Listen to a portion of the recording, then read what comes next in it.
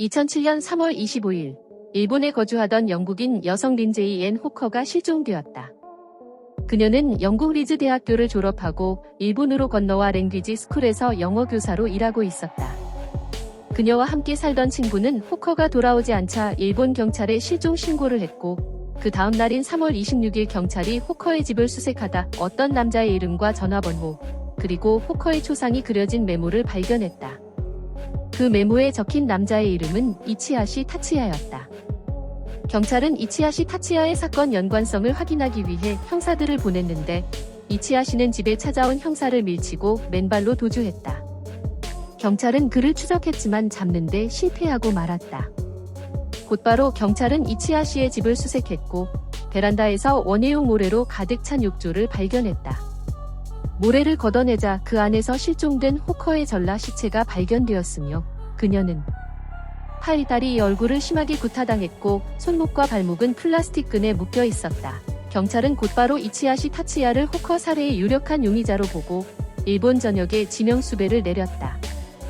호커를 살해한 이치하시는 의사 부모 아래 유복한 가정에서 태어났으며, 대학 졸업 후 니트 생활을 하며 부모가 보내주는 돈으로 지낸 것으로 밝혀졌다.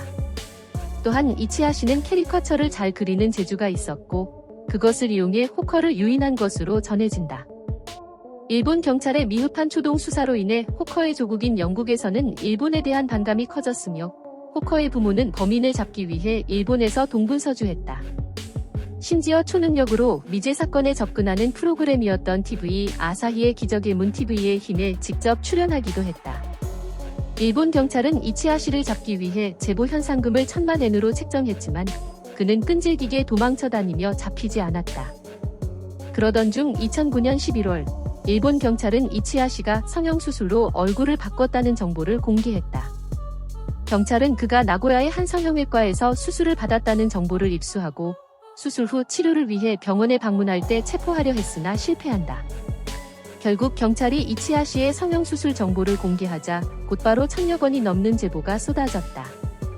이치하시는 처음 후쿠오카의 한 성형외과에서 수술을 받을까 생각했지만, 사건 전 자주 검색한 기록을 경찰이 주시하고 있을 것이라 판단하고 포기했다. 그러나 그곳이 다른 곳보다 수술 비용이 저렴했기 때문에 자금이 부족했던 그는 결국 후쿠오카의 성형 클리닉을 방문한다. 그곳에서 뻐드렁니 교정 수술을 요청했지만 정상적인 치아 구조라 거절당했다. 이후 미간을 높이는 수술을 받으려 했으나, 한 번 거절당한 병원에서 또 다른 수술을 요구하면 수상하게 여길 것 같아 나고야의 같은 계열 병원으로 가서 수술을 받았다. 수술 후 실밥을 푸는 등의 치료가 필요했지만, 경찰의 추적을 피하기 위해 병원에 가지 않고 스스로 실밥을 제거했다.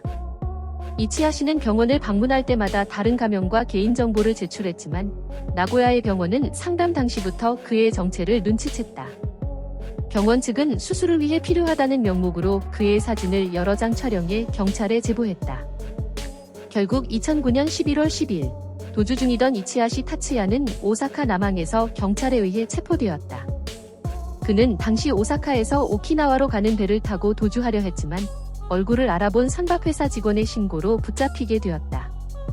이 소식은 한국에도 전해졌으며, 한국 언론에서는 영화 페이스 오프에 비유하며 외신으로 보도하기도 했다. 남은 수사 과제는 이치하시가 호커를 살해한 이유와 도피 자금 및 성형 비용을 어떻게 마련했는지 규명하는 것이었다. 전해진 바로는 이치하시는 2008년 8월부터 2009년 10월까지 1년 2개월간 오사카의 건설회사에 취직해 기숙사 생활을 하며 돈을 모은 것으로 드러났다. 그가 체포된 뒤 일본 언론은 이치하시가 네크로필리아, 즉 시체성의 성형을 지닌 것이 아니냐는 의혹을 제기했다. 호커가 실종 신고 전 이미 숨졌음에도 그의 집 베란다 욕조 안에 시신이 그대로 방치되어 있었다는 점이 근거로 제시되었다. 사실이라면 정말 소름이 끼친다. 또한 범행이 보도되자 만화 책임론도 제기됐다. 이치하시가 단순한 에로물이 아닌 시체성의 성향의 애로 만화를 즐겨본 것으로 알려졌기 때문이다. 오사카 건설회사에서 일할 당시에는 헌터 엑스 헌터와 기생수 같은 만화를 즐겨보았다고도 보도되었다.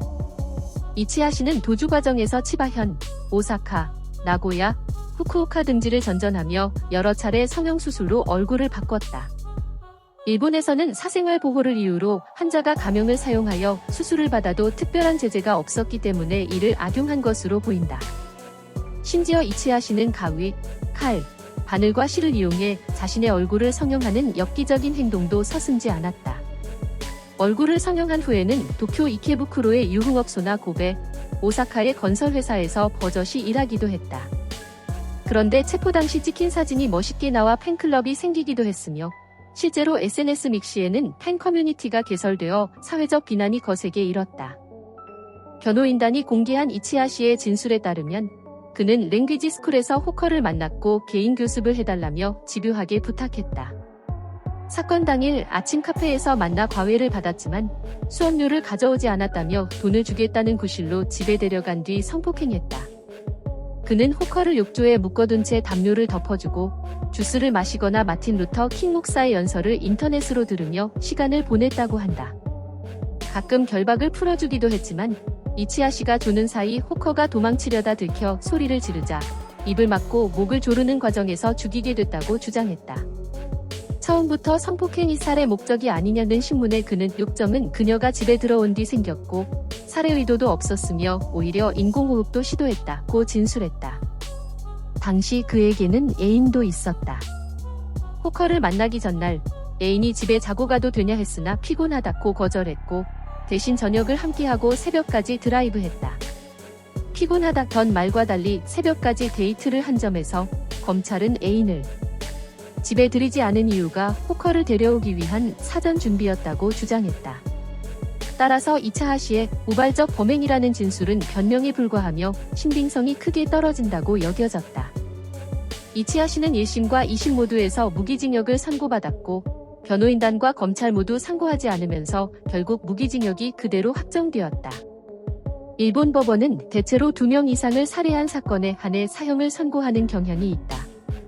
반면 1명을 살해한 사건에서는 범행이 극도로 잔혹하거나 비정상적인 경우가 아니면 사형을 쉽게 내리지 않는다. 그래서 결국 이치하 씨 역시 그 끔찍한 범행에도 불구하고 무기징역에 머무르게 된 것이다.